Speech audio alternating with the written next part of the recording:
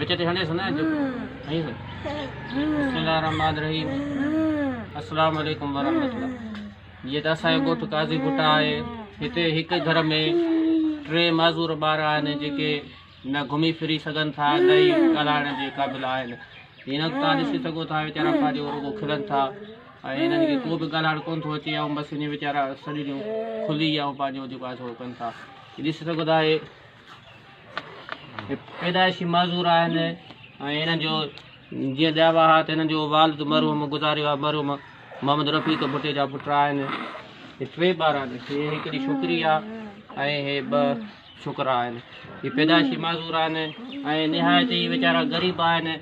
हिननि खे इलाज कराइण जी ताक़त कोन्हे का ऐं हिननि जो वॾो ख़र्चो आहे ऐं हिननि खे न का ज़मीन आहे न का आमदनी आहे। हीअ वीचारा हिननि जो ॾाॾो आहे मोहम्मद जुमन भुट्टो, उहो मज़दूरी करे ऐं हिननि ॿारनि जो पेट पालींदो आहे। हिन जे लाइ कोशिशि कंदो आहे गुज़र सफ़र जे लाइ ऐं हिननि खे न का नौकिरी आहे, न का ज़मीन आहे, न का ॿी का आमदनी आहे।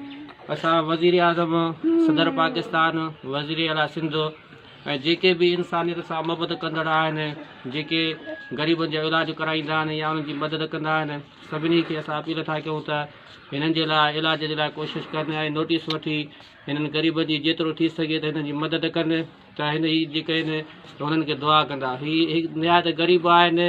असांजो ॻोठु काज़ी भुट्टा तालुके सूबे दरे जो हिकिड़ो ॻोठु आहे जंहिंमें हिकु ई घर में 3 माज़ूर आहिनि। ॻाल्हाइण जी बि सघ कोन्हे का ऐं घुमण फिरण जी तव्हां ॾिसी सघो था भई वीचारा मज़ूर आहिनि। हिकु जाइ ते वेठा आहिनि। ॾिसो था त हीअ जबल खां वठी मज़ूर आहिनि। जीअं ई नवां ॼावा हा त हिननि जो वालिदो मोहतरमो गुज़ारे वियो हो ऐं हीअ वीचारा यतीम ॿार आहिनि। हिन जी कोई बि संभाल करण वारो कोन्हे। असीं ग़रीबनि जा निहायत ग़रीब आहिनि।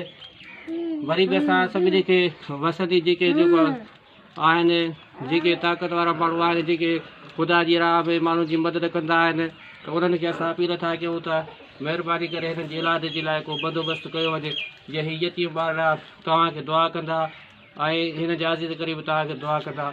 अलाह साईं तव्हांजा बेड़ा पार फरमाईंदो। हिन वीडियो खे वधीक खां वधीक शेयर कयो वञे, जीअं मन कंहिंजे कन ताईं पहुची वञे, को हिन जे इलाज जे लाइ करे त तव्हांखे सवाबु मिलंदो, असांखे बि सवाबु काढ़े करे छॾींदो।